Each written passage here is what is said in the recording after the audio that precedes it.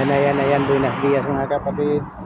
Dito naman po tayo sa ating kamino papasok sa trabaho. Ito po ang tulay ng hindi ko po alam kung ang pangalan ng tulay na to, pero ito yung tulay na tinatawiran natin papunta po doon sa ating trabaho. Kasi po ano po ito, overpass po ito. Over po ito sa nasa itaas po nito, sa ilalim po niya ng mga sasakyan. Ayan po. Ayan yung lugar po papuntang Santa Cruz po. Yan, mga sasakyan na yan. Papuntang Santa Cruz. Yung mga nakailaw pong pula, yan yung papunta po doon. Yan pong mga nakailaw ng green, ibig sabihin yung nakaharap po sa atin, papunta pong sur po yan, o puntang Candelaria. Yan po, o kaya papuntang norte. Yan po ang sitwasyon po dito sa ating pinalalagyan ngayon mga kapatid. Para po tayo nagbabalita parang notisya po. Ganoon po. At dito po tayo doon sa kabila, tingnan nyo po ayan, mabilisan lang po. Ayan po, galing po yan ng sur, o galing ng Candelaria o galing ng norte. Papunta po yan ng Santa Cruz. Yan po yung mga ilaw na puti, yan po yung mga ano po, mga nakaharap po sa atin. Yung nakatalikod po sa atin, yan po yung papuntang sur. Baliktad po ayan po mga kapatid. Kaya ko po, lagi ko pong kinukuha nitong lugar na to kasi po napakaganda po ng view. Napakaganda po pag ayan po, na traffic na po. Kala nyo po ba sa Pilipinas lang may traffic? Meron din po traffic dito.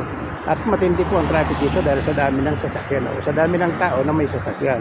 Kahit nga po katulong lang dito may sasakyan. Sa atin sa Pilipinas kapag katulong lang may sasakyan din naman po, kalabaw nga. Joke lang po. Sa atin po mahirap po bumili ng sasakyan. Unang-una, mahal ng gasolina. Pangalawa, sa sobrang traffic po sa atin. Kahit mayaman ka, tatamarin ka na kumuha ng sasakyan o bumili. Kasi po sa sobrang traffic, ang lakas ng gasolina. Ganun po. Pero dito po hindi. Mura lang ang gasolina, kaya maraming sasakyan. Kahit katulong, may sasakyan. Ayan po ang sitwasyon po dito sa pinalalagyan po natin. Ayan po. Magandang notisya po, di po ba? At ayan naman po ang dagat. Ayan po yung dagat na yan. Doon po sa tabi ng dagat, doon po tayo nagtatrabaho. Andun po ang bahay ng amo ko. Pero dito po banda. Diyan po banda. Diyan po. Ayan yung mga bahay po dyan, mga bubong po na. Ayan po yung mga bubong nung kung saan tayo nagtatrabaho. Diyan po. Kaya samahan niyo po ako at tayo na po ay maglalakad papunta sa ating trabaho. Ayan po. Samahan niyo po ako mga kapatid. Bye-bye po.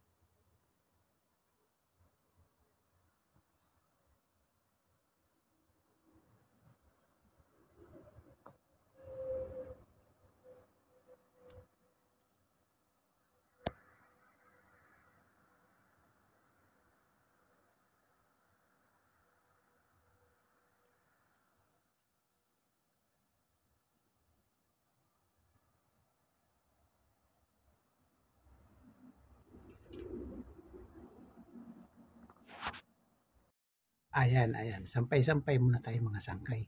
Kunyari dahan-dahan lang ang boses natin kasi baka marinig tayo ng kapitbahay. Hindi po, sampay-sampay lang muna tayo mga kapatid. Wala po yung aking mga amo. Nasa lakwat sa po ba? Kaya sampay-sampay muna tayo. Mamaya plancha-plancha man. Mamaya luto-luto naman. Kaya sampay muna tayo.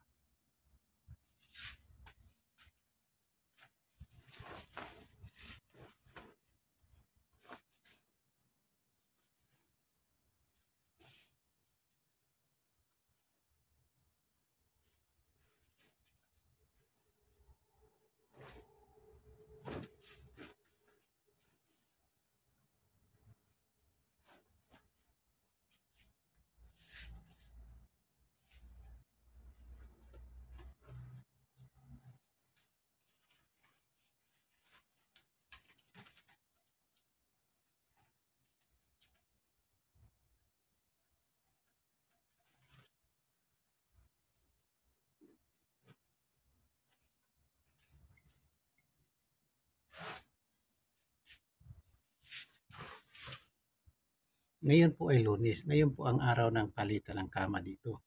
Palitan ng bedsheet o kobre kama. Kaya ito po, puro kobre kama po ang ating isasampay. Pero mayroon din kahalong medyo damit-damit. Pero kukunti lang. Mas marami dito ang kobre kama. Ngayon at bukas po ito. Kaya samahan nyo lang po.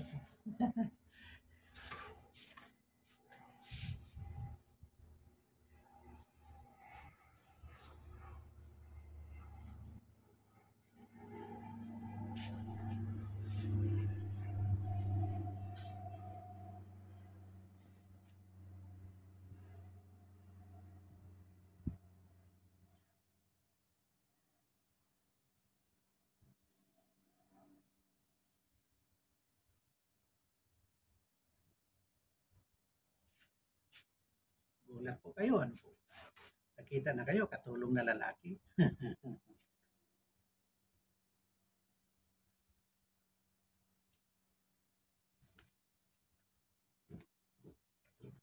All around po tayo.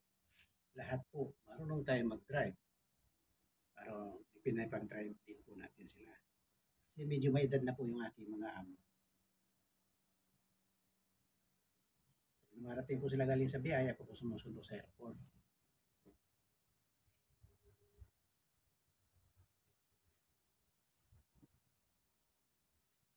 Hindi lang po may edad.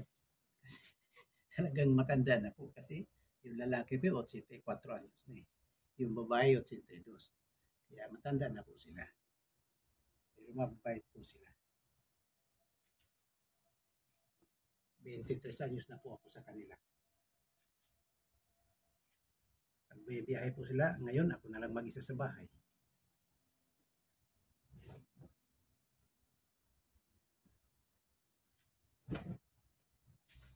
Pero nung wala pa mga asawa yung mga anak, pag bumibiyahe po sila, at yung mag-asawa lang ang bumibiyahe, yung mga anak na iiwan sa bahay. Pero malalaki na po. Hindi na alagaan. Mga binata at dalaga na po nung panahon na nag-umpisa ako sa kanila.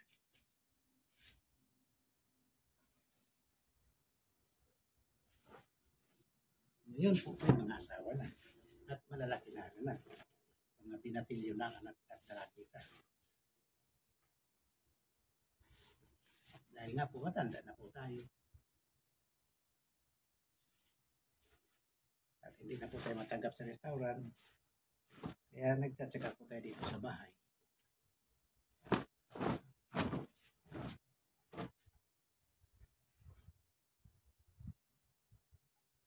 Hanggang sa magpubila, mag-ano po tayo, mag-retire po tayo. Ay, kati po ng ilong po. Pag nag-retire na po tayo, yun, happy-happy na po. Tuloy na po tayo sa ating pagwa-YT.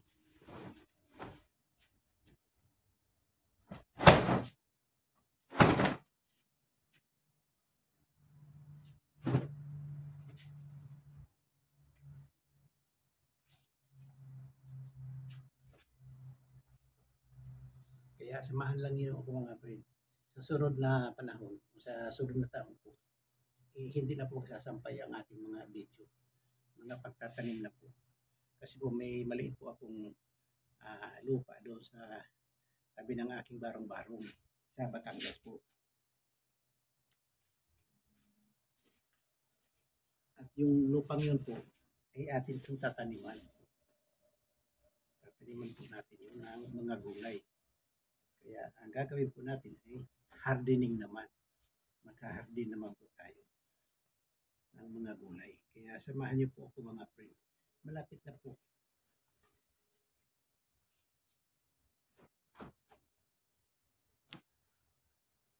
Ngayon po ay November na.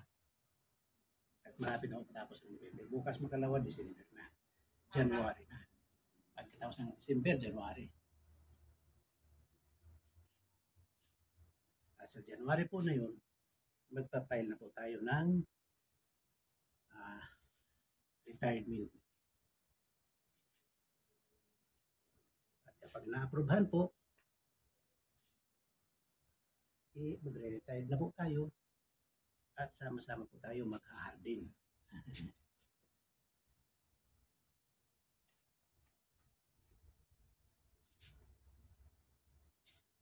Okay. Walang pa lang isa.